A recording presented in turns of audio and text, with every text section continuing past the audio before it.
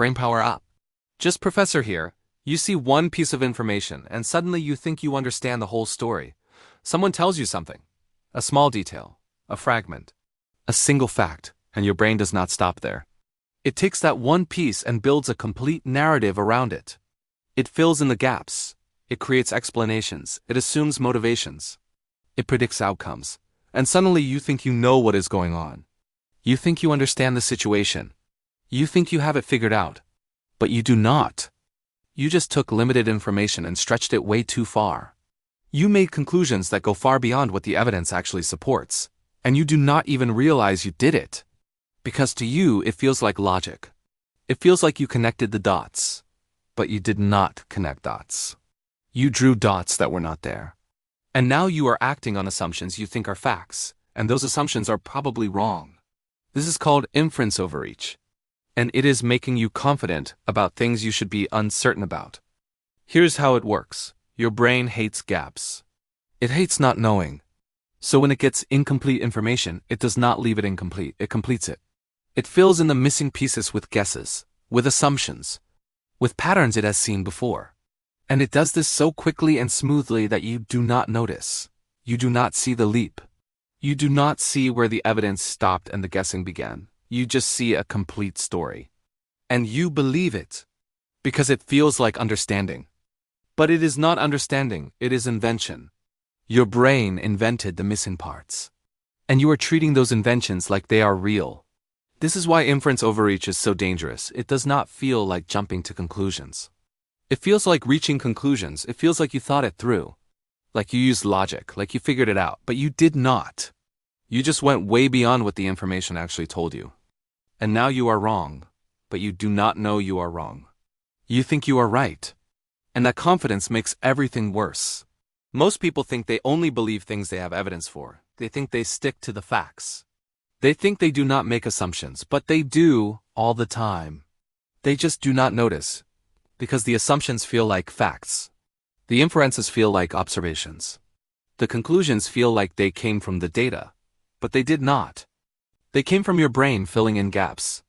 And your brain fills in gaps badly. Think about what happens when someone is late. They do not show up on time. And immediately your brain starts making inferences. They do not respect you. They do not care.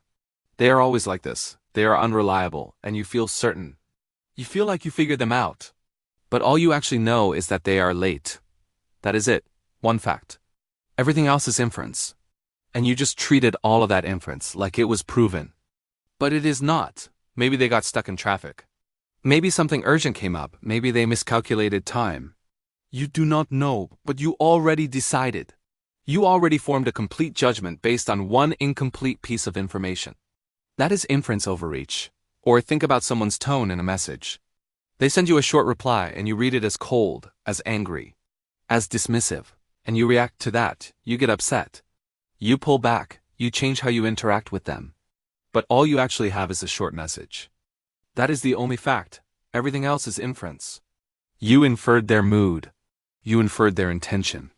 You inferred how they feel about you, and you might be completely wrong. Maybe they were just busy. Maybe they were distracted. Maybe they always write short messages, but you did not consider that. You just took the limited information and stretched it into a full story. And now you are acting on a story that might not be real. This is what inference overreach does. It takes the little you know and turns it into way more than you should believe. It makes you think you understand situations you barely have information about. It makes you think you know people based on fragments. It makes you confident when you should be cautious. Because it hides the leap. It hides the gap between what you observed and what you concluded, and you never question it. Because the conclusion feels obvious. But obvious is not the same as correct. Now think about how this plays out with strangers. You see someone once. You notice one thing about them. How they dress. How they talk. What they are doing. And from that one observation, you form a complete picture. You decide what kind of person they are, what their life is like, what their values are, what their personality is, and you believe it. You treat it like you know them, but you do not. You saw them for 5 seconds. You noticed one thing. And from that, you built an entire character profile. That is not insight. That is overreach. You went way beyond what you actually observed, and you are probably wrong about most of it. Or think about news. You read a headline, you see a clip, you hear a quote, and from that, you form an opinion about the entire situation. You decide who is right, who is wrong, what happened, why it happened, and you feel informed, but you are not. You have a fragment, and you turned that fragment into a full understanding. You inferred context you do not have. You assumed details that were not provided. You filled in gaps with your own biases. And now you think you know what is going on, but you do not, you just have one piece. And you treated it like the whole puzzle. This is the trap. Inference overreach makes you feel smart when you are actually being careless. It makes you feel like you figured something out when you actually just guessed. It gives you confidence that is not earned. And that false confidence leads to bad decisions, wrong judgments, unfair conclusions. All because you went too far with too little. And here is the worst part. When you realize you were wrong, you do not blame the inference.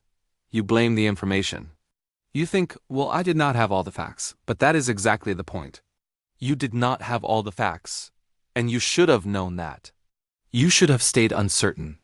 You should have said, I do not know, instead of creating a story, but you did not. You inferred. You overreached, and you convinced yourself it was thinking. This means inference overreach is not about being dumb. It is about being overconfident with incomplete data. You take what you know and you stretch it. You assume patterns. You fill gaps. You predict details. And you do it without noticing. Your brain presents the complete picture as if it is real. And you believe it. Because doubting would require admitting you do not know, and your brain hates not knowing, so it pretends. It creates, it fills, and you go along with it. Because the invented story feels better than the incomplete truth. So here's what you need to understand. When you have limited information, you should have limited conclusions. One fact should lead to one conclusion, not 10. Not a full story, not a complete judgment. Just one. And if you do not have enough information to draw a conclusion, then do not draw one. Stay uncertain, say I do not know. Wait for more data. Because guessing and calling it thinking is not thinking. It is just guessing with confidence. Stop going beyond what the information supports.